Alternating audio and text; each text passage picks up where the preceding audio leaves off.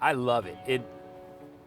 Every day I come here and get to interact with the students and kind of share their energy, it not only gives me hope for the future, the ideas that some of the kids come up with for how we can improve things, but it really, it brings me a lot of joy. He's really passionate and involved. You can tell he gets really excited about what he's teaching you.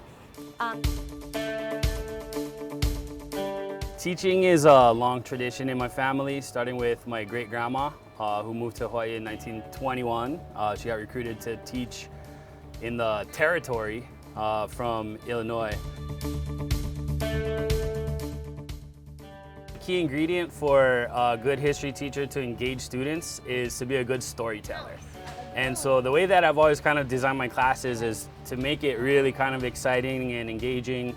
And for the last 2 years, I've structured my class as a role play, where no matter what time period we're talking about, each student takes on the role of one of the stakeholders during that time period and has to navigate the same challenges that those people had to face. And so I feel like when they take ownership of kind of the outcome and the well-being of that person, it really develops a sense of empathy for that person and a buy-in, so that it's not just hearing about something that some random person did and it doesn't affect me.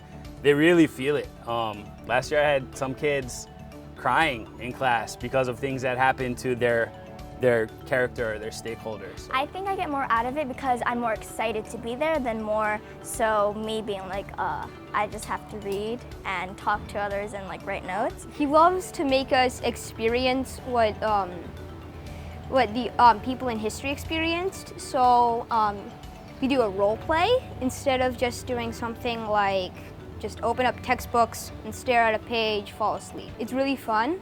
I think that it's probably the best way to learn. He won't tell us what happened, and then he'll say, these are your options, and then we have to work together in groups to decide what decision we're gonna make, and then the next class he'll tell us, this is what happened, and you can see all the negative impacts, positive impacts, and you really get to, it helps you build a lot of historical empathy. One of the most impactful parts was when I actually died in the role play, because I was the chief of Oahu and I didn't want to give up my role, so I decided to fight it off and I made the wrong decision. So I think the most important lesson is leadership and making the right decisions. The big ones I think that was most impactful for students was when we were talking about the mahele, the land division in 1848. So first of all, some of the students were maka'aina na, some of the students were ali'i, and some of the students were foreigners, right? So they had to kind of negotiate with each other in terms of who's going to get what. So first of all, Google Earth. Looking at their ahupua'a and deciding what am I going to try and claim as my kuleana land. And then I had them, similar to what happened during the mahele, had them kind of write up basically a defense of why they should get that land. And during the mahele, it was they had to prove that their family has been there for a few generations, they've been working on the land, this is their kuleana. So while they're working on that, I put out the real newspaper, the Polynesian, that advertised how to basically make your claim if you're going to go to the Land Commission and actually get it.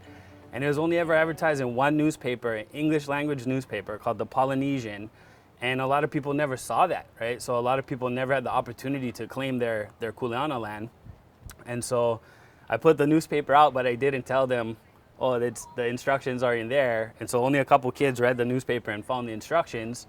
And similar to history, only a few kids actually were able to go through the process and claim their kuleana land. And some of the kids are devastated. They really felt it. So that was one that I felt that was really impactful for the kids. That was one of the lessons where kids were crying.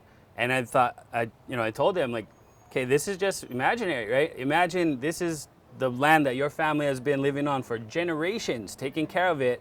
And just because you missed this one newspaper article, now you don't know what's going to happen, right? I mean, if somebody else comes in and claims the land or buys the land, you could be dispossessed, right? And you could really see the impact and the gravity and the understanding that they got from that, even in just a kind of a short simulation.